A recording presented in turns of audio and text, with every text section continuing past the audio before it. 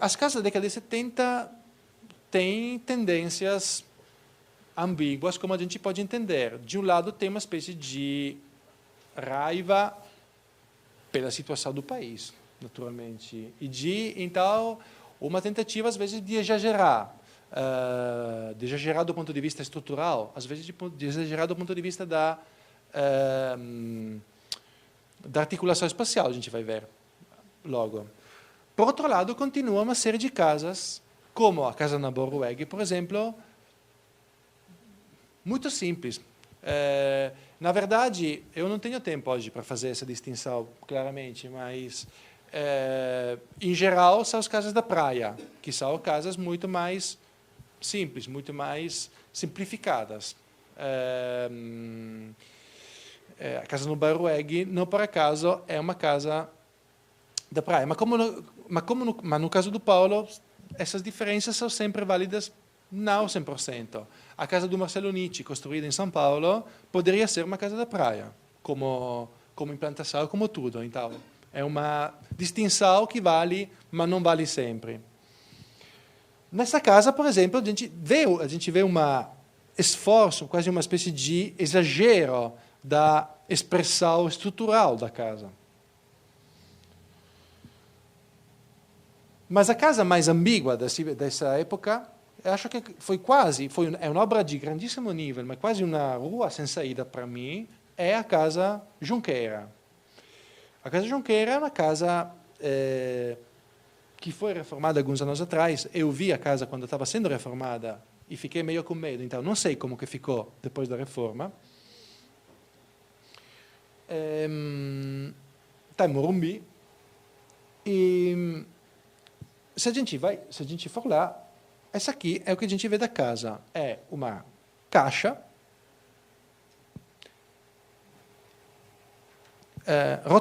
rotada, se fala? Rotacionada em relação ao pórtico estrutural e o térreo está, mais uma vez, quase totalmente livre entre o quase quadrado do espaço do primeiro andar e essa casca exterior tem duas frestas laterais e, a partir daqui, já dá para ver, olhando a casa da rua, começa um percurso muito intrigante. A gente entra, atravessa esse espaço que não se sabe se é dentro ou de fora, sai, continua na passarela. Esse aqui é o Paulo, naqueles anos. E, com surpresa, a gente chega em cima de uma cobertura de uma coisa que a gente não sabe o que é, em um caminho suspenso, em um percurso suspenso. E é com surpresa que chega o momento em que se entende que o que está aqui embaixo é a casa mesma. Ou seja, os quartos, as salas, tudo isso fica aqui embaixo. E, então, o que a gente viu aqui da rua não era a casa, era o anexo da casa. A casa está toda atrás desse volume e uma pequena parte está aqui à direita. Essa coisa que a gente vê aqui não é a casa, é a biblioteca do proprietário. Que é um grandíssimo tinha um monte de livros preciosos. Então, era para ele o lugar mais importante na vida. Mas a gente acha de estar olhando a casa, a gente não está olhando a casa. Então, é um jogo meio sofisticado, muito interessante, mas ao limite do maneirismo. É um pouco um jogo, eu acho, perigoso. Por uma vez está bom, mais duas vezes é perigoso. E é, talvez, não sei, por isso que a Casa Junqueira é a única dessas casas que vai até o fundo nesse jogo assim ambíguo. Porque os últimos anos da década de 70 são anos em que o Paulo retoma um discurso de simplificação muito forte do tema da casa. Acho que a casa mais significativa nesse sentido é a casa em Catanduva. O projeto da casa em Catanduva. Essa casa, na verdade, foi construída, mas foi construída com um projeto diferente de que esse projeto, que é o projeto mais interessante do Paulo.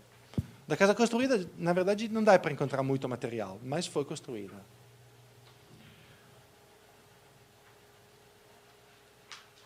Aqui temos, mais uma vez, um bloco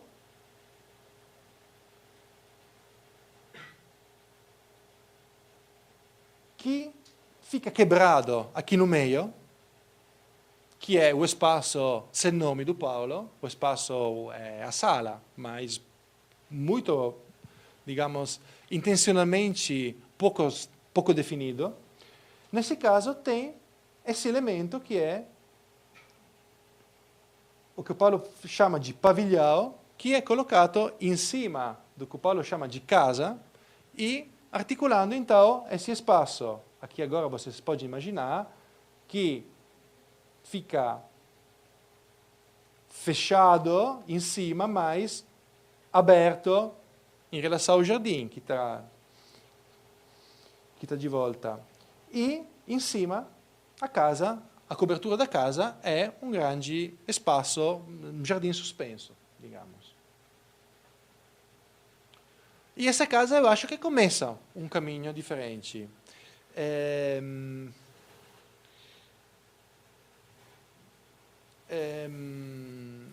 Na verdade, os primeiros anos da década de 80 são anos de fraca produção de casas. Não tem muitas casas desses anos. Então, a gente não tem muitos exemplos de casas desses anos. Tem algumas casas na praia, por exemplo, tem a casa do 80 para, mais uma vez, o Sr. King. O Paulo construiu uma casa em Guarujá para ele, mas é uma fase de pouquíssimas casas construídas e até de pouquíssimas casas projetadas. É o momento pior da carreira do Paulo, é o momento em que ele está trabalhando menos.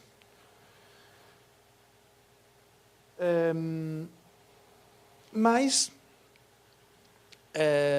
se os 70, a década de 60, digamos, a segunda metade da década de 60 até a Casa Milã é o momento das casas radicais do Paulo, por um lado, na eliminação daquela separação entre a parte pública e privada da casa, e por outro lado, na eliminação da separação entre casa e cidade, entre terreno particular e chão público. No final da década, a partir da final da década de 70, começo da década de 80, o Paulo parece muito mais suave. E a gente nunca mais vai encontrar esse tipo de discurso tão radical, tão forte, tão duro. Um exemplo, com certeza, que mostra como alguma coisa mudou é a Casa Gerassi. Aqui já a gente está, naturalmente, depois da volta da democracia no Brasil. É uma casa que foi construída, foi prefabricada porque uma das razões principais era que era um momento da inflação enorme, então tinha que construir tudo muito rápido, senão era um gasto de verba incrível. E provavelmente o proprietário, o cliente, aceitou porque achou tudo isso muito, digamos, tinha condição para entender a graça do discurso porque era engenheiro, talvez não era um acaso. Mas se a gente dá uma olhada, a planta é uma planta em que não tem mais aquela radical tentativa de eliminar a separação entre, como falei, espaço público e privado que a gente encontrou antes. Claro, mais uma vez, as portas dos quartos abrem na sala, mas é só isso. E ainda mais clara para indicar o sentido que está tomando a produção de casas do Paulo são as casas dos últimos anos. São poucas casas. O Paulo agora está construindo uma casa só e nos últimos 15 anos construiu, acho, 2 casas. Essa é uma das casas construídas, mas a casa de que eu quero falar é essa casa da década de 90, é uma casa por um cliente, é a terceira obra que eu falo faz pelo mesmo cliente, que é o senhor Masetti, pelo qual tinha feito a casa que a gente viu em Pacaembu e que foi o cliente também, a gente vai ver a próxima semana, no edifício Jaraguá, mas que a gente já viu também nessa semana. E é uma casa de campo, muito barata, muito pequena, não é uma casa, não tem nada de monumental. Está em um lugar muito bonito, não tem nada. Tinha um rio que foi desviado,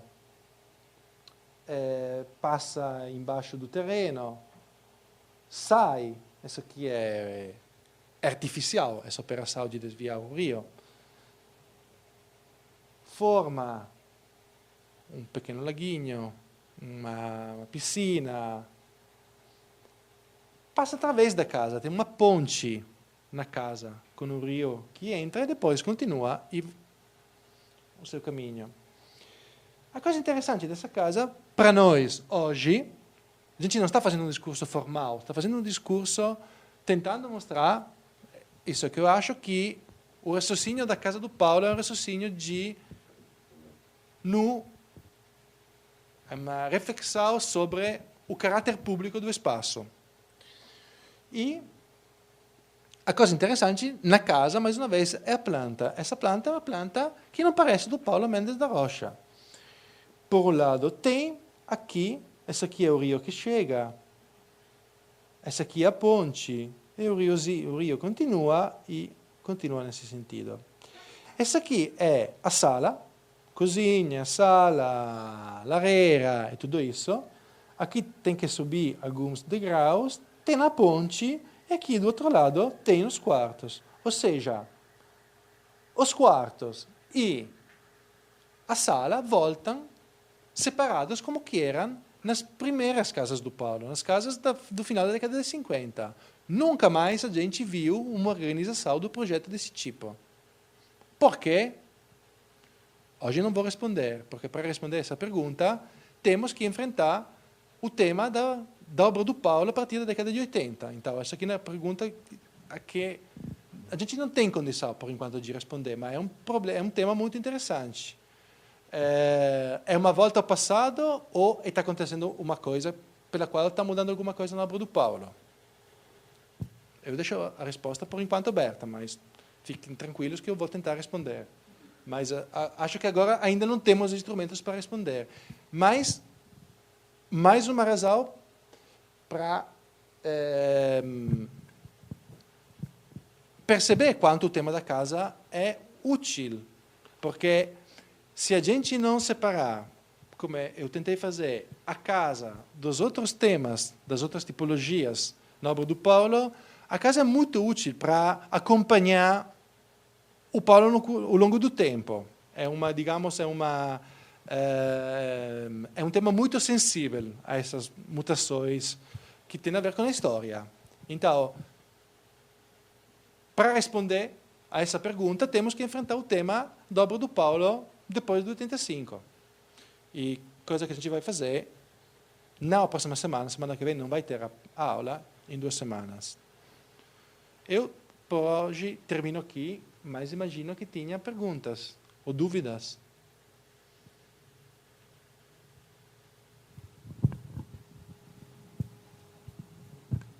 Quando ele faz o confronto da SECAP junto com a Artigas e Fábio Penteado, se trata de habitação popular. Sim. O que é que você vê de diferente em termos de raciocínio popular com relação às casas burguesas? Relação? Com relação às casas burguesas. Sim. Então, é um tema, pergunta dificílima. Então, eu acho que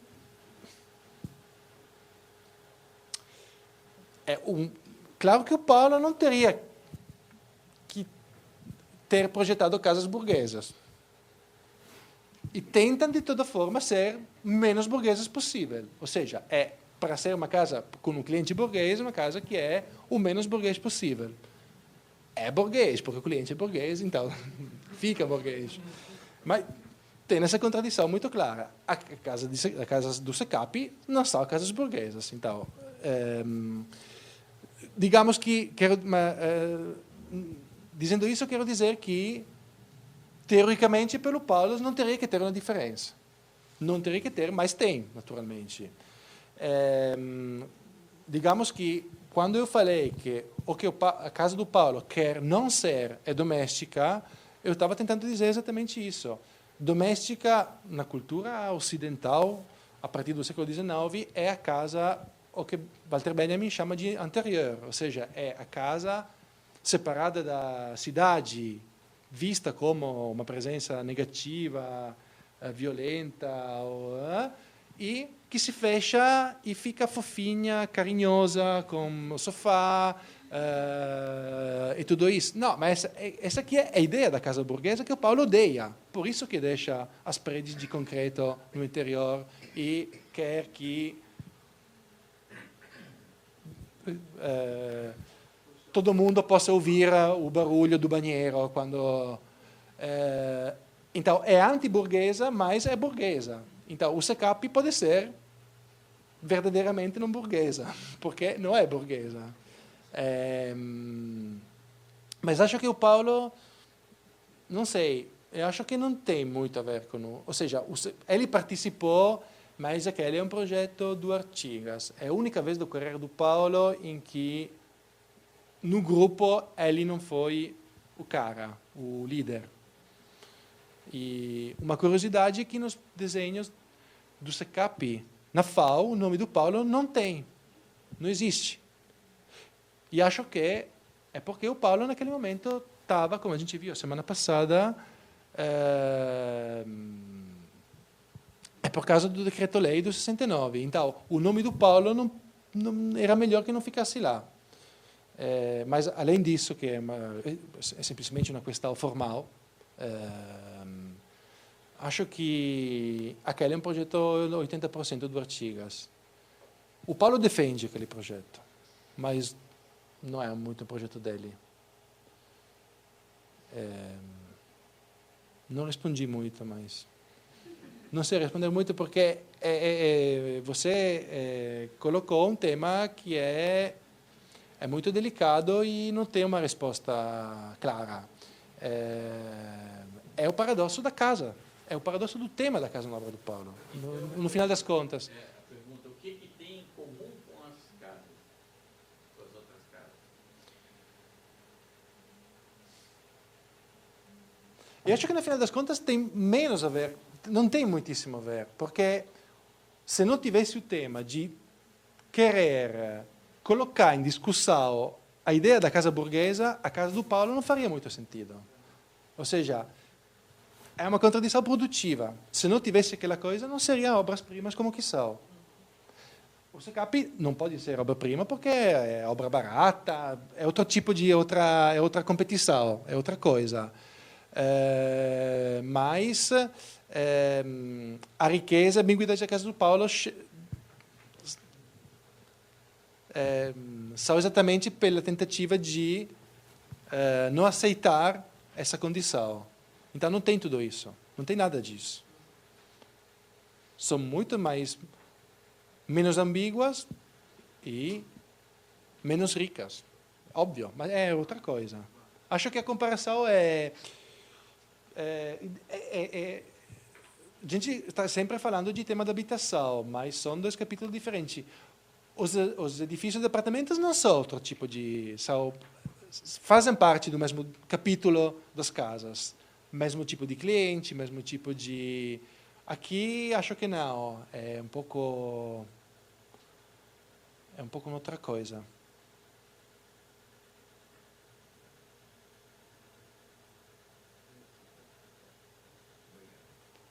Nada. Outras perguntas?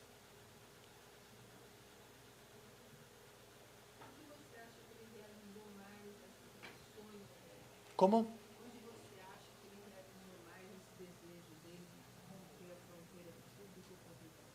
De onde que chega? De onde que... Então, onde ele conseguiu, qual projeto?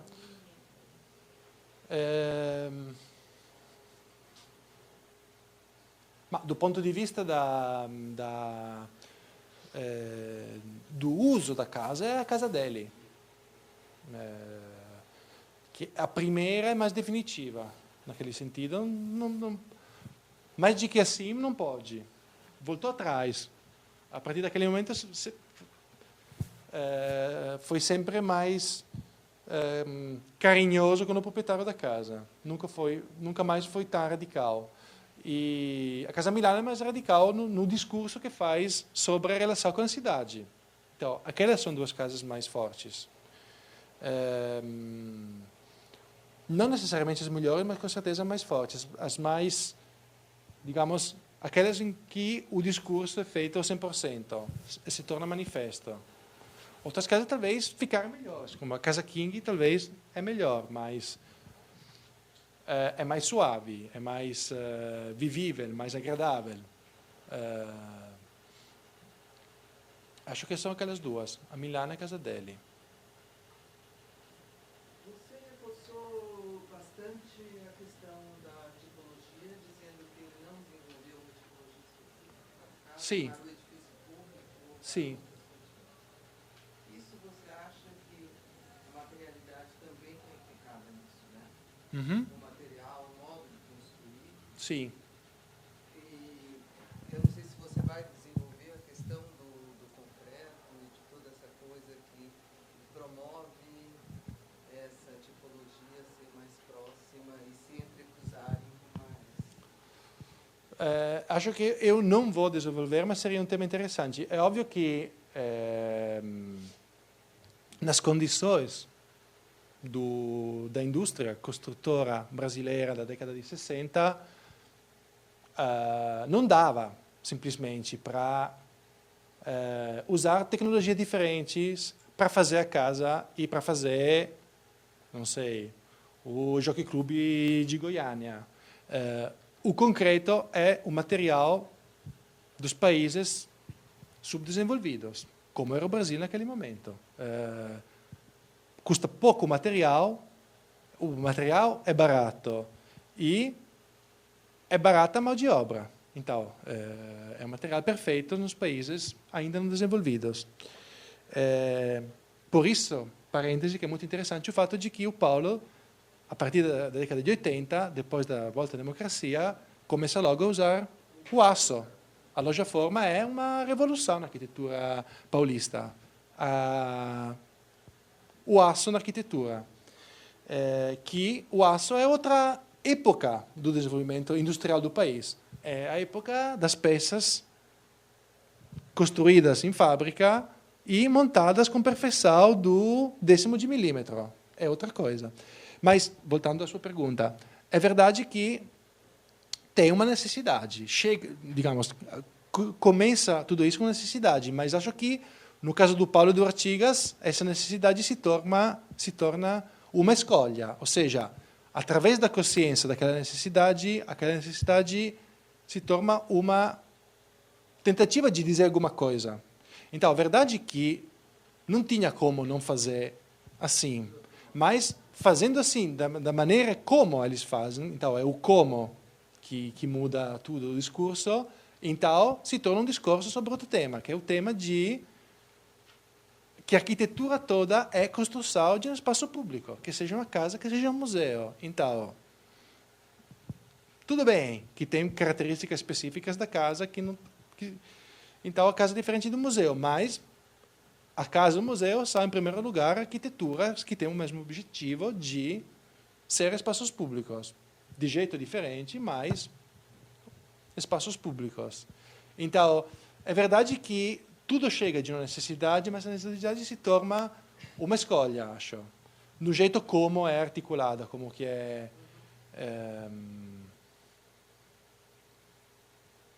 Acho que esse tema do material vai se tornar muito interessante para entender a continuação da obra do Paulo na década de 80, entre o concreto e o aço, entre o MUBI e a Loja Forma. Entre a continuidade de uma obra ao longo da carreira, que é muito forte no caso do Paulo, e também a sensibilidade e a capacidade de não ficar nostálgico e tentar repetir os anos heróicos da década de 50 e 60, mas também aceitando o que o mundo está dando à disposição, está colocando à disposição. E claro que o arquiteto que estava refletindo sobre tudo isso, muito mais do que o Paulo, era Artigas. Ou seja, a consciência do Paulo sobre esse tema do material provavelmente chega do Artigas, que é Artigas que dava aula sobre isso, escreveu sobre isso. Então, o Paulo ouviu, percebeu, interpretou. Mas, digamos, do ponto de vista racional, quem que construiu um discurso sobre isso foi Artigas.